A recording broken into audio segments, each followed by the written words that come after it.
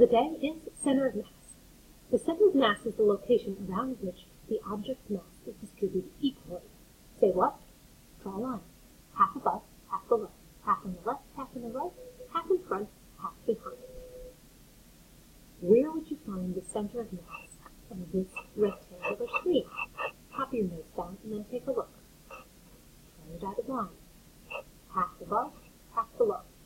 Draw another dotted line. Half on the left, half on the right, half in front, half behind.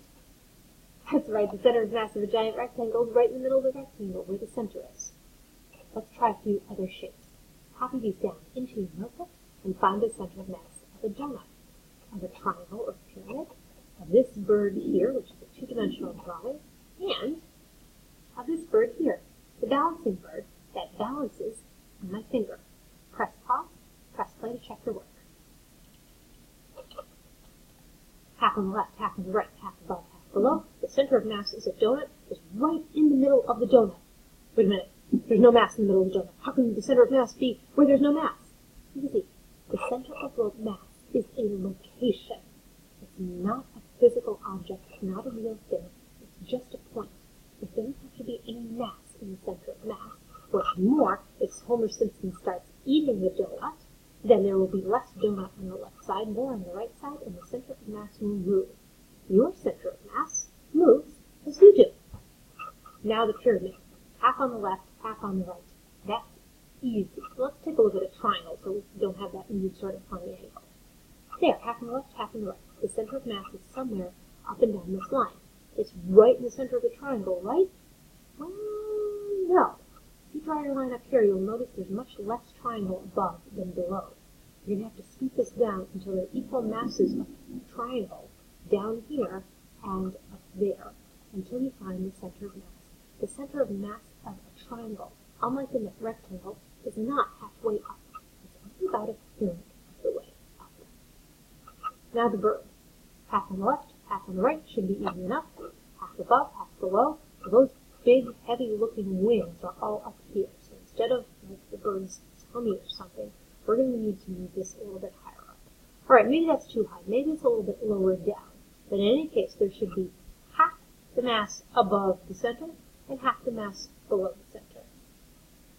Now, the bird.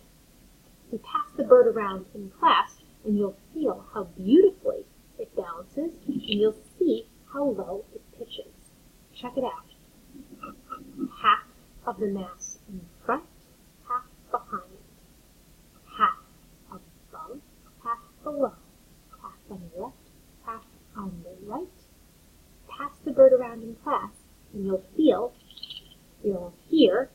and you'll even see the weights, whereby almost the entire bird's body weight is balanced by these heavy weights here and here in the wingtips. Son of a gun, 2 heavy weights and 2 little bits of plastic has the same mass as the rest of the bird combined, and here is our current hypothesis for the center of mass of the bird. After you watch the lesson Unstable and Unstable Equilibrium, you'll discover that there's an even better place for the center of mass of the bird, better than here, that you will find. Here's the center of mass of this bat. Draw your dotted lines, half above, half below. Where'd you see it? Check your work. Well, it's not halfway up, because this end is much thinner than that end. It's not down here, because that would make this longer. The center of mass of this baseball bat is right here, where my colleague has conveniently put for us a little white LED. Now, my colleague then hits the end of this Louisville Slugger baseball bat, which she's holding gingerly between thumb and 3 fingers, with a hammer as hard as he can. What happens to the end that's hit with the hammer? Check out the red LED. It goes zing, zang, zung, zut, zut, zap, zap, zap, zap, hooey! As anything does when it's randomly hit with a hammer. What happens to the end? Well, as the baseball bat gets knocked out of his hand, it flips end over end in a beautiful arc, as you see. Now, check out the white LED. When the bat is knocked out of the teacher's hands, gravity takes over, and the center of mass is perfect physics parallel, just as all good objects undergoing free fall do. The rest of the bat may be flying going crazy all over the place and rotating end over end. But the center of mass follows all the laws of physics. That's why we do all our physics on the center of mass. All equations that you've ever done work through the center of mass. It's not true that every portion of my colleague here is forming a perfect parabola as he leaps from the bluff outside his East Coast high school to land in the gully below. What is true is that the center of mass traces out a perfect parabola just like a perfect point with no length or breadth or width or depth. And even if the bobble on your hat is bobbing up and down, the center of mass always behaves like a perfect point particle. Kick something. Newton's first law says it should move in a straight line with its constant velocity unless an outside force interferes. Flip something end over end into the air. Basic kinematics says it should fly up and down in a parabola no matter what the ends are doing. The center of mass is the point that does those things. It moves straight and true without spinning. And if the rest of the object is free to spin, that leads us to the logical conclusion that all rotation for free objects occurs about the center of mass. When objects spin, they spin around their center of mass. We can go two places with that. Let's take them both. Point number one, if rotation is what you want, the center of mass is going to be your pivot point. Take a look at the physics of football. Here's the high tackle. Force goes straight through the center of mass. Here we go. Here we go. Check out that tackle. Back there. Notice that the player may have impeded number 38, but he didn't actually succeed in knocking him over.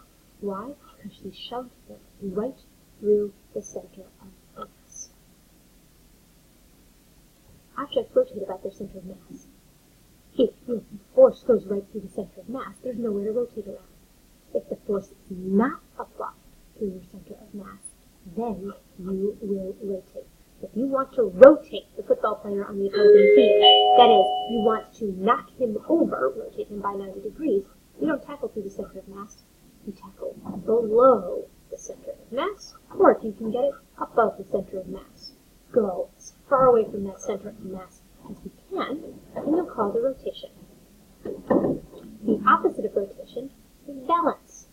If the force does go through the center of mass, the object will not rotate, topple, and that means it will be balanced. Conclusion: if the center of mass is supported, the object is supported. These figure skaters can undergo those complicated routines, those amazing bends and turns, as long as they make sure that their center of mass is directly above their support point. In this case, the foot with the skate that's already touching the ice. The engineering class building sculptures out of common kitchen supplies found in the drawers at home can balance forks, spoons, forks, and everything else on a toothpick on the side of the glass, as long as they make sure that the center of mass for the whole system is right here with the rim of the glass supporting it. How can we tell if an object is supported? Well, draw the gravity vector and check. Find the center of mass. Physics works through the center of mass. If the center of mass is supported, the object is supported. The support points here are the three wheels of the truck. They're touching the ground. If the center of mass of the load back here is directly above any one of these wheels, then the load will be supported. It will not tip and fall over. Clearly it isn't. However, it is between two support points. Two legs are even better than one. If your center of mass is in between two support points, you will not fall. You will be in static equilibrium, and you will stay. Again, how do you test for this? Find the center of mass. Half on the left, half on the right. Looks like this person is rather unbalanced. There's one center of mass. There's the other center of mass. Looks like the center of mass, the whole system is up, right over the foot. You will be okay. In class, we'll do stupid human tricks to test this out, to see how you can balance under the most unusual conditions while still keeping your center of mass over at least one of your feet, if not both.